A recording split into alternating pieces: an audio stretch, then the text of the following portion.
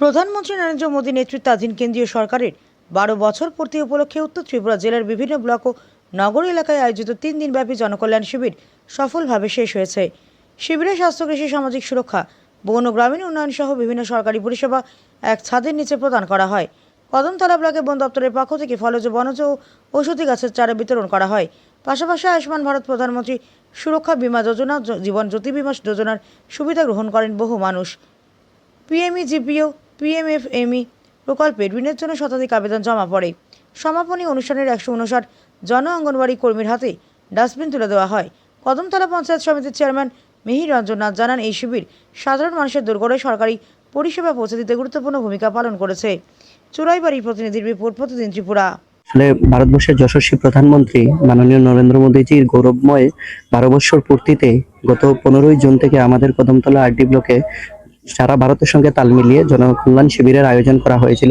সেই জনকল্যাণ শিবিরের আজকে তৃতীয় তথা অন্তিম দিন। এই অন্তিম দিনে দাঁড়িয়ে আজ আমরা এই ক্লোজিং সেরেমনিতে কদমতলা আরডি ব্লক এলাকার সকল অঙ্গনারী দিদিমণিদের মধ্যে মোট 169টা ডাস্টবিন বিতরণী অনুষ্ঠান চলছে। তার মাধ্যমে আমাদের এই অনুষ্ঠান শেষ হয়েছে।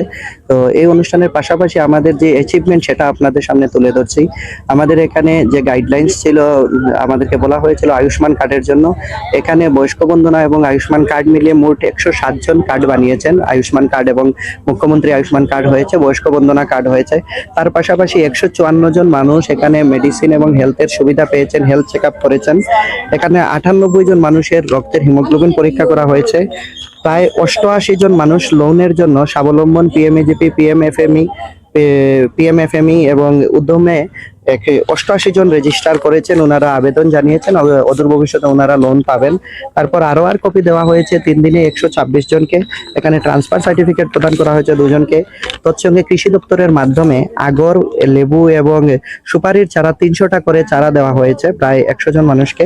তার পাশাপাশি আমরা এখানের মধ্যে পিএমএসবিওয়াই কার্ড, যেটা স্বাস্থ্য বীমা যোজনা এবং যেটা আমাদের এখানে এই জীবন বীমা যোজনা, তা প্রায় 50 জন মানুষ এখানে সেটার লাভ নিয়েছেন, সুবিধা করেছেন।